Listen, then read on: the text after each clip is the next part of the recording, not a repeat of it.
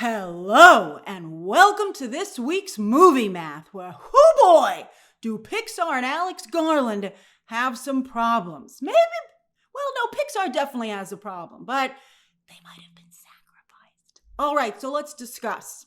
Where to start? Indeed, Hollywood seems caught up in a whirlwind these days.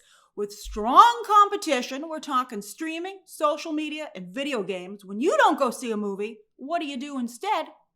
Disinterest in their product, people are like, I'd rather stare at a wall than watch a movie. And then also political and global events, which can cause quite the distraction. You know, they go from entertainment value to making everybody a nervous wreck. All right, so anyway, leaving Hollywood having a hard time telling up from down, because one moment they're up and the next they're down. Even Warner Brothers, who's been on a roll, found Superman tracking aggressively undermined on Thursday by one of the big Hollywood trades. And on Friday, during the live stream, we had an in-depth discussion about what it needs to do, what it probably will do, and what it ideally would do. All right, so we want to know what Hollywood's biggest nightmare is for this summer. It's that these 3 July movies underperform. And what would that mean? Well, for Jurassic World Rebirth, it would be not hitting $1 billion, because the last 3, which people went around saying a lot of them were crap, still all managed to make $1 billion. I think only the last one wasn't good.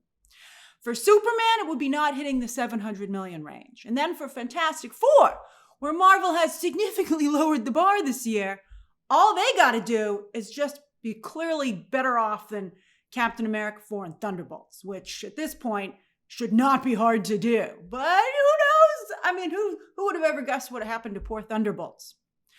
All right, so as we get closer and closer to these releases, how you feeling? Which of these are you planning to see in theaters? We did some polls on Friday's live stream about which of these movies you already have tickets for, and the answers were sobering. So what are you planning to see in theaters? How many times are you planning to see it? If you're still not sure, what are you waiting for? Are you maybe waiting for digital or perhaps even streaming? And if you're not seeing these movies at all, if you're like, no thank you, Grace, why not? I'm going to be covering all 3 of these movies very closely because they mean a lot for Hollywood, not just for their respective franchises, but for Hollywood overall. So join me on this journey by hitting the subscribe button so you'll always know when my videos go up. And if you hit that little tiny bell, you'll know as soon as they go up. You'll also get a 30-minute heads up when I'm about to go live. And hey, why not click that like button as well? Okay, now let's talk about whether or not Disney might be trying to kill Pixar. No, but maybe. Although again, as I said, I have a theory that we'll talk about when we get to How to Train Your Dragon, that it might have been sacrificed. Okay, so does Disney just have a total lack of faith in original stories, right? Remember what they did to Young Woman in the Sea? Oh, it was horrible. Poor Daisy Ridley. And by the way, is her own Jedi movie, Star Wars version of Blade? Like, how long are you going to make poor Daisy and Mahershala wait? It's horrible. It's really hurting their careers, actually. But Mahershala Ali, of course, is in the new Jurassic World Rebirth. Let's hope that goes well for him. So yeah, Inside Out 2 did great. But other than that, it's been tough times for Pixar. Elemental did manage to rally, and maybe Elio will as well, because it also has excellent audience scores.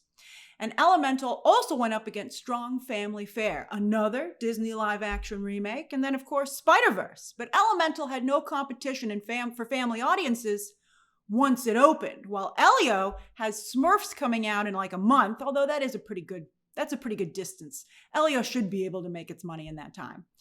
I don't think it's gonna, but you know. And then, of course, though, closer is Superman, which Warner Brothers and James Gunn have clearly designed to hopefully have family appeal. We'll see if it does. But Elio, this is where it becomes very alarming, is Pixar's lowest opening weekend ever. Lower than the very first movie they released back in 1995, Toy Story. You know, they don't adjust for inflation to try and Hollywood does this to do itself favors, but even not adjusting for inflation can save Elio's opening weekend. Has Disney managed to damage every single one of their acquired brands? Star Wars, Marvel, and now Pixar? And you would think that these were unruinable, but Disney's like, hold my, well, I guess they do serve beer in the parks now, so hold my beer.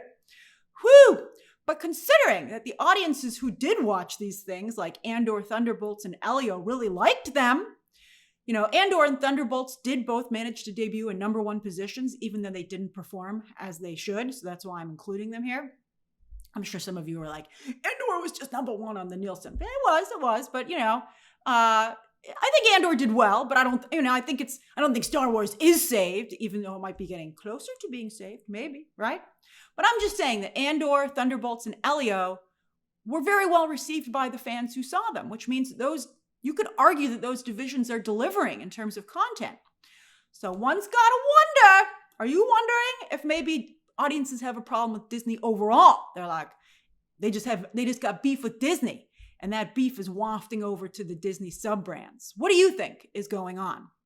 Also, Hollywood yet again has failed to intentionally target Latino and Hispanic audiences who supercharged Mario, Minecraft, and Stitch, yet not Elio. Are you a Latino Hispanic moviegoer? Did you go and see Elio? Or if not, why not? But let's not ignore that there are now 3 family films at the multiplex. Families ain't made of money, particularly these days. Families are big. There are a lot of, although AMC A-List, well, they did just lower the AMC A-List age to 13, but these movies are targeting moviegoers or families with children under 13 as well. What are you doing if you're a family with kids? If you're over 13, did you all sign up for subscription services? And if you have kids under 13, how are you managing your movie budgets? But yeah, there are only so many movies that families can afford to go to in a month span, and they all have streaming services. So this is where it starts to become a little bit of an issue. So Lilo and Stitch don't care because it was first out of the gate and has done the best. We did wonder if maybe it wouldn't get to $1 billion, but it's getting real close now. And even if it doesn't officially get to $1 billion, for a movie that cost just $100 million to make, the $900 million range is fantastic. So it's good. Lilo and Stitch is good. Although, interestingly enough, they have not announced a sequel. I think they would have announced that. That's weird, but I'm sure they will. I don't know if they're going to keep this director. I think fans are. What do you think? That's what I would do if I was Disney. I would do another Lilo and Stitch, but I'd get another director. All right, but even with a very responsible budget for How to Train Your Dragon, it is a real problem for this movie that its second weekend doesn't have a 4 in front of it. All of Hollywood expected it to do $40 million plus for its second weekend, and it did not. Did Disney sacrifice Elio to undercut Universal's as competition? I wouldn't put it past them. And when I think about it, from a business perspective, it's not a horrible idea. Because Elio can still have real value for Disney down the line on Disney Plus, which, they're trying to make sure they have content for that as well. So I'd be like, take one for the team, Pixar. It's not like Pixar is not valued by Disney as a brand. Not just with the upcoming Toy Story 5, Coco 2, and Incredibles 3, ka-ching! But Cars Land is a huge hit. It's expanding. They're building more Cars Lands across the globe.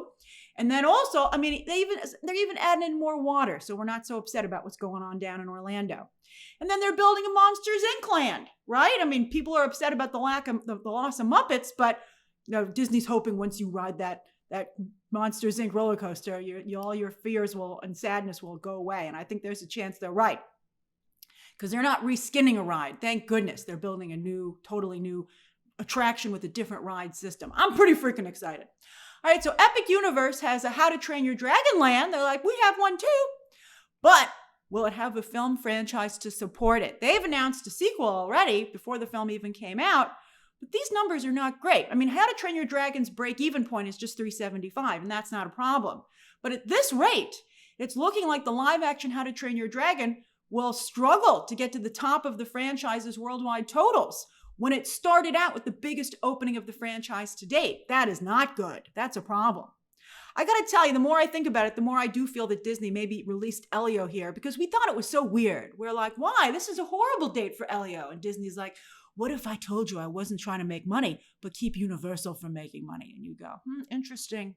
It's unusual to see a studio release a film to have a negative impact on another studio. They really usually don't do that. There's some shenanigans for sure, but this is, I think, if that's indeed what happened, that's one of the most aggressive things I think we've seen happen. And the question is, will other studios, how will they respond to it? Will they emulate it perhaps? I don't think that'd be good for anybody, right? What if studios started being like fans? Whoa. I mean, if you were Universal, what is Universal going to do? They're going to back off and be like, maybe we won't do live action adaptations. Maybe they won't if they don't make money. Or are they going to come after Disney even harder?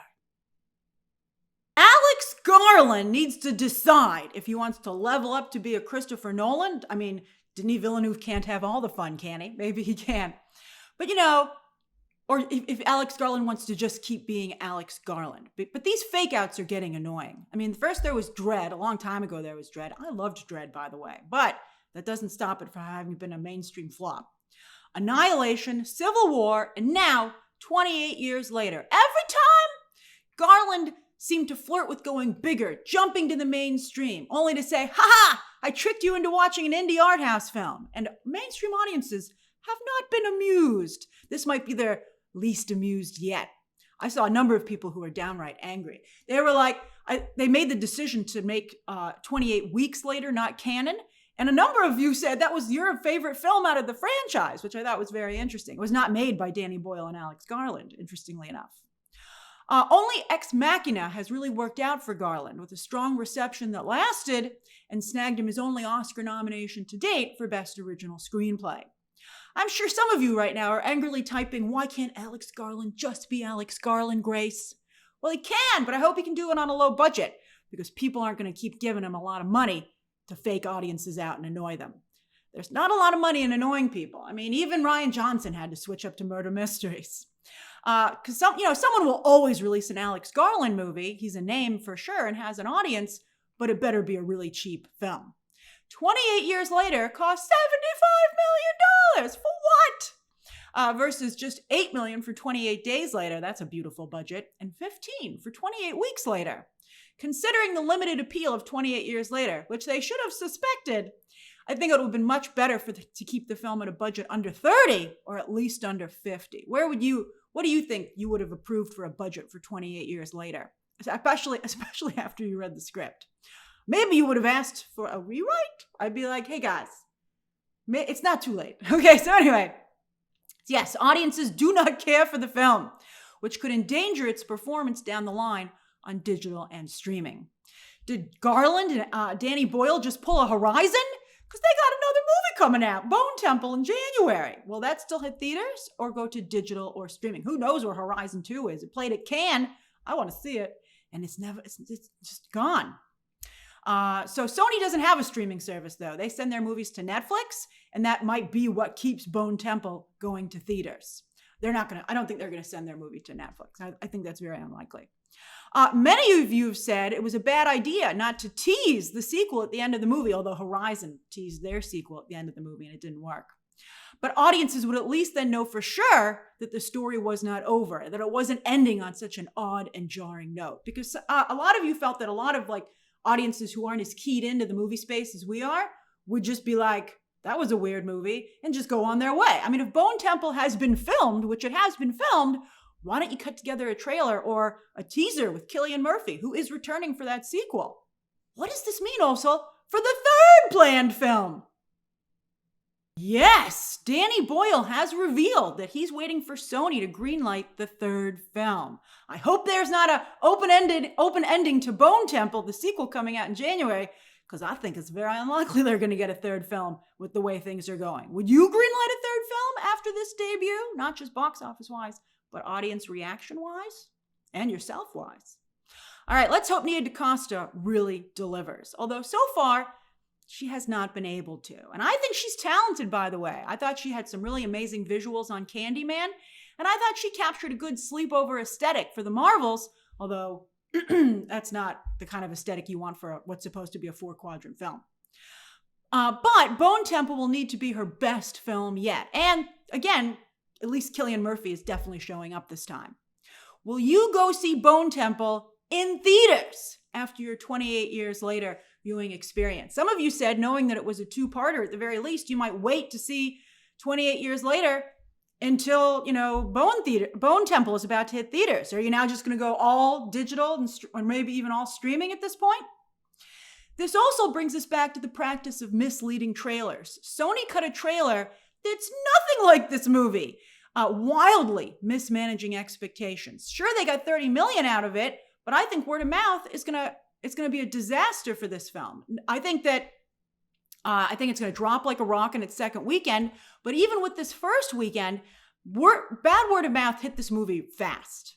Like Thursday night, people are like, uh-oh. And I think if it hadn't been for that wave of discontent immediately, like a shock wave almost, and Cillian Murphy had been in this first movie, I think that 28 Years Later could have opened at 50 million, like Final Destination Bloodlines did. If it had been like the trailer and Cillian Murphy had been in it, it could have been 50. And I don't know.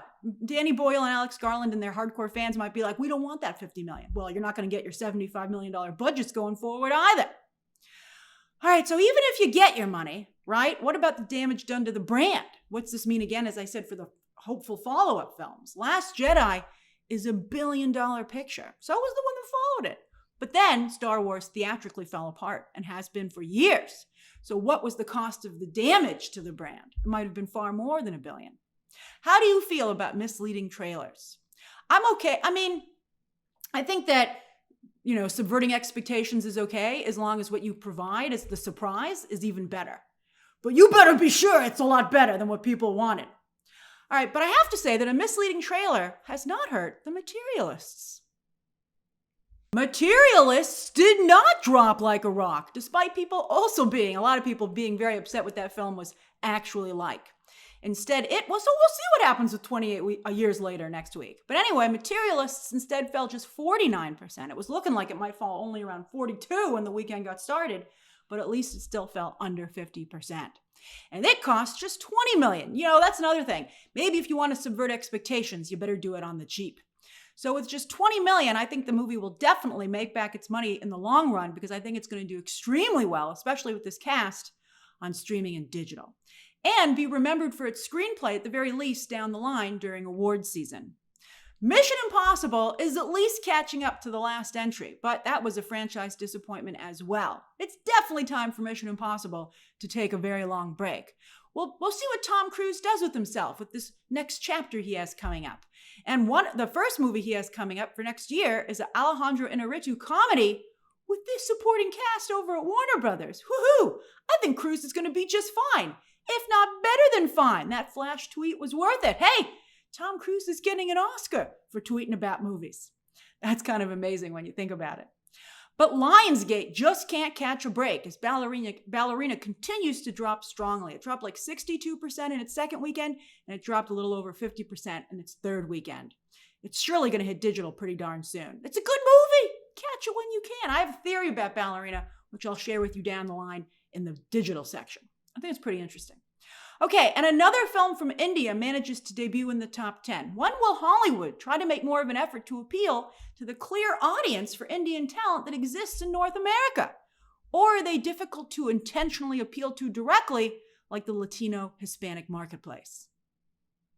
Over on Nielsen, which can't consistently release their own numbers on their own website, don't they have interns over there? But Margot Robbie, producer, can put another pink feather in her cap, as Sirens did incredibly well on overall in the streaming space, as you can see. While The Last of Us still can't get out of the bottom half of the top 10, even with its big Joel flashback episode. That, again, these episodes drop at the very end of this Nielsen frame. So this was technically the second to last episode of the season, which was the Joel flashback one. The season finale dropped at the very end of this window. So next week, we'll see if maybe binging helps The Last of Us. It needs something. I don't think it's going to get it, but we'll see. And The Handmaid's Tale, as it approaches its series finale, that'll be on next week's chart as well. It has risen at least onto the overall chart. It's been living on the OG chart for this season. Over on the originals chart, Andor, with season 2 now wrapped, might have fallen off the overall chart where it was number 1 last week. It's still pretty high up here on the originals chart as people get their binge on due to excellent word of mouth. 4 Seasons, Poker Face, and Mobland all continue to hold on. Then with movies, again, not too much happening here. Although you can see, just like with digital, people use streaming to get ready for theatrical releases. For new streaming movies that are specific to streaming, they continue to struggle with Apple's Fountain of Youth, which I actually have to say I watched, and it wasn't actually that bad. Particularly when you realize that John Krasinski is playing a realistic Indiana Jones, what an actual archaeology professor kind of type person would look like. I thought, and the movie actually has a pretty good visual effects, and I liked it. I would, if you're looking for something to watch, it's better than like most direct-to-streaming movies. And Netflix's latest Fear Street movie, well, unfortunately, neither of these really managed to make a dent with viewership. With Netflix, these charts are for a week ago, not this past week, but the week before that. So you can kind of see where I'm going here. So yes, Tyler Perry is still on top for the second week in a row with Straw. And in fact, his viewership this week for the movie with Taraji P. Henson almost doubled. Huge surge in viewership. It did extremely well on social media the weekend it dropped. And that, I think, has maybe led to more interest. But this past week, Tyler Perry got hit with a very serious lawsuit, which also seems to have outed him to some of his fans as well. We'll see if there are any repercussions to his career as a result. I'm not getting a very distinct impression from social media, but people certainly have noticed what's going on. What is your take on the situation and how it's developing? All right, so also with shows, Ginny and Georgia season 3 is still on top, and seasons 1 and 2 are also still in the top 10. So that's big franchise for Netflix. Meanwhile, Sirens and Department Q on their first seasons continue to bring in viewers. Although, of course, with streaming, that's not always necessarily the name of the game. They're looking for, did you keep people subscribed and did you get more people to subscribe? So we'll see. There's no word on season 2 renewals for either of these. And Shane Gillis continues to keep his career going with season 2 of Tires. You know, what's it going to take for some of these more conservative comedians? They get comedy specials, they get series. When are they going to start to get movies? And will it be like a theatrical release? Or will it be a streaming movie that they get if they can break into that space? Although, I think for Shane Gillis to get a movie, he would need better numbers than this. Then on digital, with Apple's charts, look at Warner Brothers go! A king in the streets and the sheets. Well, let's make it in theaters and on digital, right? I guess there's 3 layers here: theatrical, digital, and then streaming. And if a movie does really, that's why they say theatrical is the engine, because it just keeps going strong all the way down. But look, they have not only the top 2 movies, but also Minecraft is still in the top 10 as well. And while people might hate 28 Years Later, that's not stopping them from checking out the first 2 films. But get this! The first 2 films aren't owned by Sony. They're still owned by Fox, which means now Disney. So they're reaping the benefits there. So that's not going to help contribute to Sony saying yes to a 3rd film, because they're not seeing any of that money. I'm sure maybe Alex Garland and Danny Boyle are getting residuals off the first film, and I don't know if they're producers on the second. That's interesting. Residuals used to be the backbone of Hollywood, and supposedly what they fought for partially in the strikes. I don't really know how anything turned out from the strikes. Maybe it was all for nothing. All right, so there's Jaws for its 50th anniversary. Huzzah, great movie. Started the blockbuster, started the summer movie season, started Steven Spielberg. Even though NBC ran a special and aired the movie for free on Friday night. Did it have commercials? Maybe that's another thing that's driving people getting it. I'll just watch it on digital. Thank you very much. But it did trend on social media, which might have also encouraged more people to check it out. You should go check it out if you haven't seen it or haven't seen it recently. Such a good movie. Particularly if you're in the Northeast and you're going to be going through this heat wave, why not watch a little Jaws? And slowly but surely, Josh Hartnett's comeback continues. I'm rooting for the guy. I heard this movie was actually pretty good. I want to watch this, and I want to watch The Accountant too. But I'm waiting, because they're too similar to Ballerina, which I just watched. Oh my goodness! Did this happen in reverse for most people? Are you watching The Accountant 2 and this Josh Hartnett movie at a lower price point, and then being like, well, I'm not going to go see Ballerina. I just basically watched it. I'll wait for Ballerina when it too is at a lower price point. Very interesting. Did any of you do that? And it keeps being fascinating, because get ready for this next week. Okay, so tomorrow, not only is F1 having its official early fan screening in IMAX, but there's a rumor going around that the director and cast seem to have confirmed that the AMC Screen Unseen on Monday night, tomorrow night, is Jurassic World Rebirth. Oh my goodness! Both films are hoping to generate strong word of mouth and social media chatter. But I don't know why Jurassic World Rebirth isn't worried about spoilers. All right, so F1 reviews are already up, including my own. But the review embargo for Jurassic World Rebirth, if you're a professional reviewer, no matter when you see it, you got to wait until next Monday to review it, June 30th. That's when the review embargo lifts. So I'm saying beware spoilers for both movies, but particularly Jurassic World Rebirth starting tomorrow night. Or maybe also, if there's still any tickets left and you don't mind, it's not on a premium screen. But if you don't mind watching Jurassic World Rebirth on a regular screen, see if there are any seats left. All right, speaking of Universal, they're also opening Megan 2.0 on Friday. How to Train Your Dragon, Megan 2.0, and Jurassic World Rebirth back to back to back. Let's see how that works out for them. And then, of course, F1 is also hitting theaters, and they're taking over all the premium screens, IMAX and Dolby. I highly recommend that movie in IMAX. I think if you can't get IMAX, I think Dolby will be just fine, but that's a premium experience for sure. But maybe you'll just stay home because there is incredibly strong competition from shows this week, probably hoping to also keep you entertained through the 4th of July week as well, which is the following week. 4th of July is on a Friday, but I think Hollywood is expecting you to take all of the week after this off in North America. So, The Gilded Age Season 3 starts tonight on HBO. As fabulous as ever, I'm telling you now, though this show is a binge. Max is making a mistake having this be week. I don't think it's a week to week. I just don't think it's that kind of show. But you never know. White Lotus turned into a week to week for sure. But it's I don't know. Let's see. I've watched all the episodes. It's a great season. All right, well, on Tuesday, Disney is dropping the first half, 3 episodes of Ironheart, with the second half dropping right before 4th of July on July 1st. Will the Andor strategy work here as well? The very next day, Disney's Hulu is dropping the entire new season of The Bear, which no one is talking about because, yes, the season beforehand was that bad. It was awful. Are you going to go back to The Bear? I might. I like the characters so much. I don't know. I bet people maybe watch it over the 4th of July weekend. And then on Friday, not only does Apple TV start Smoke from crime fan favorite Dennis Lehane with, I'm not sure if that's how you pronounce his name, with Taron Egerton, Journey Smollett, and an all-star cast, but Netflix is dropping Squid Game Season 3. This is it. This is the end of the stories. Potential spin-offs notwithstanding, and maybe starting Squid Game up in another country. But still, this is kind of the end. Oh boy, will this hurt movies at the box office? Netflix usually releases its shows like they've started to do Fridays, but usually Thursdays.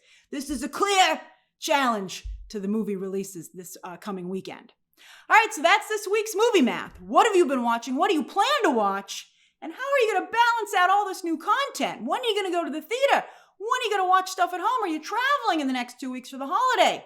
Share those thoughts down below. Subscribe today. And of course, as always, you can check out some more videos right now.